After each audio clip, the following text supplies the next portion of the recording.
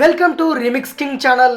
భారతీయుల జీవన విధానంలో అనాదిగా తులసి మొక్క భాగమైపోయింది. హిందువులు తులసి మొక్కను భక్తి శ్రద్ధలతో పూజిస్తారు. పూజల కోసమే కాకుండా ఆరోగ్య పరంగాను తులసి ఆకులను వివిధ ఔషధాల్లో ఉపయోగిస్తారు. వీటిలోని ఔషధ గుణాలు అనేక రకాల వ్యాధుల నుంచి మనల్ని కాపాడతాయి. చాలా మంది ఇళ్లలో తులసి మొక్కకు కోటను నిర్మించి నిత్యం పూజలు చేస్తుంటారు. అలాంటి తులసి మొక్క ఆకులను ఎప్పుడు పడితే అప్పుడు తెంపకూడదు. తులసి ఆకులను ఎప్పుడంటే అప్పుడు తెంపడం పాపం చేయడంతో సమానం.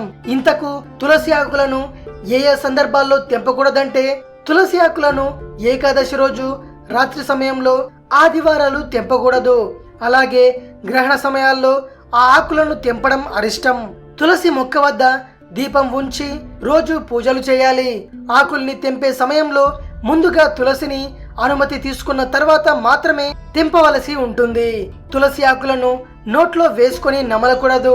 ఎందుకంటే వాటి ఆకుల్లోని యాసిడ్ దంతాలకు హాని చేస్తుంది. కాబట్టి నీళ్ళలో లేదా టీలో తులసి ఆకులను కలిపి తీసుకోవాలి. ఆరోగ్య లేదా మతపరమైన అవసరాలకి తులసి ఆకులను తెంపాలి. అకారణంగా వాటిని తుంచడం పాపం. ఎండిపోయిన తులసి ఆకులు రాలితే వాటిని ఊడ్చివేయకూడదు. వాటిని ఆ మొక్క సమీపంలోనే గుంత తీసి పూడ్చాలి. తులసి మొక్క ఎండిపోతే దాన్ని పడేయకూడదు.